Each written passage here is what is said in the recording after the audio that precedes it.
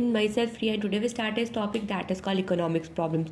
Last video में मैंने आपको बताया था कि सेंट्रल प्रॉब्लम ऑफ इकोनॉमिक्स क्या होती है। यानी जनरली हम लोगों ने 3 तरह के सेंट्रल प्रॉब्लम ऑफ इकोनॉमिक्स देखे थे, what to produce, how to produce, from home to produce. इस वीडियो में हम लोग इकोनॉमिक्स प्रॉब्लम के बारे में डील करेंगे। इकोनॉमिक्स प्रॉब्लम्स होता क्या है, ठीक है। यानी ऐसा प्रॉब्लम जो कि विद इन द कंट्रीज में होती है उनको हम लोग इकोनॉमिक्स प्रॉब्लम बोलते हैं, है ना।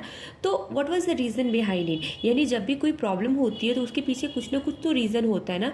तो सेम रीज़न जब हमारी इकोनॉमिक्स प्रॉब्लम में होती है तो क्या क्या रीज़न होते हैं, ठीक है। तो वन बाय वन करके हम लोग टैकल करेंगे। तो सबसे फर्स्ट आता है स्कर्सिटी ऑफ रिसोर्सेज, यानी कमी। यानी जो भी हमारे रिसोर्सेज हैं उनकी क्या है, स्कर्सिटी है, यानी कमी है, ठीक है। यानी हमारे लोग तो बहुत सारे हैं लेने वाले, लेकिन उसकी क्या हो गई है, कमी हो गई है, जिस कारण लोगों में क्या हो जाता है, स्कर्सिटी हो जाती है, प्रॉब्लम हो जाता है।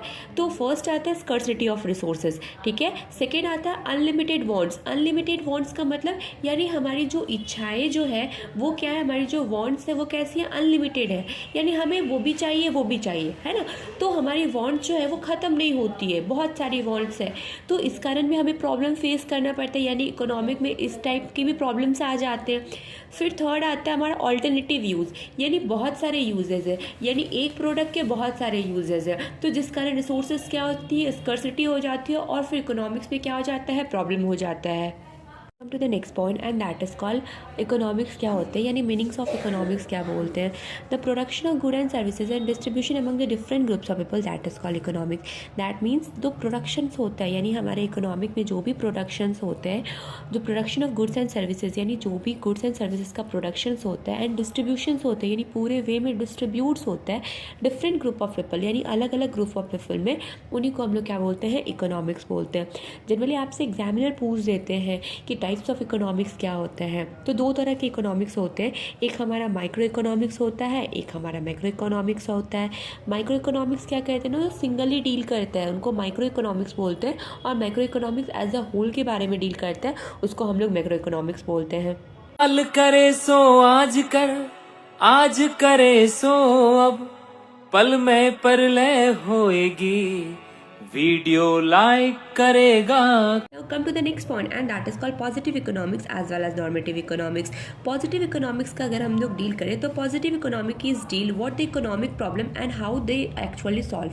यानी हमारा ये जो होता है जनरली हमारे इकोनॉमिक्स प्रॉब्लम के बारे में डील करते हैं, और एक्चुअली हमारा इकोनॉमिक्स प्रॉब्लम कैसे सॉल्व होगा वो इंडिकेट करता है। जबकि नॉर्मेटिव इकोनॉमिक्स के बारे में बोले तो normative economics deal and how the economic problem should be solve, ठीक है। यानी यहाँ पे भी हमारे इकोनॉमिक्स प्रॉब्लम के बारे में डील होता है। फ़र्क ये होता है कि हमारा जो है वो एक आइडिया देता है, गाइडलाइंस देता है कि कैसे सॉल्व कर सकते हैं, ठीक है।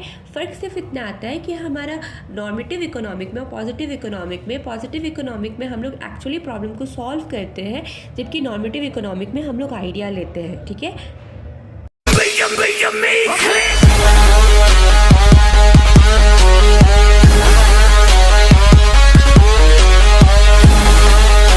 अगर हम लोग वेरिएशन पे देखें कि अगर हम लोग वेरिएशन के बेसिस पे पॉजिटिव इकोनॉमिक नॉर्मेटिव इकोनॉमिक्स के बारे में बोले तो पॉजिटिव इकोनॉमिक्स में क्या होता है ना, एक्चुअल डाटा होता है, जबकि नॉर्मेटिव इकोनॉमिक्स में हमारा वेरीफाई नहीं होता है डाटा का, ठीक है। पर्पस अगर हम लोग देखें तो पॉजिटिव इकोनॉमिक का जो पर्पस होता है वो डिस्क्रिप्शन वे में होता है, जबकि हमारा नॉर्मेटिव इकोनॉमिक्स का जो पर्पस होता है वो डिटरमाइंस द आइडियाज़, यानी आइडियाज़ को वो डिटरमाइन करता है।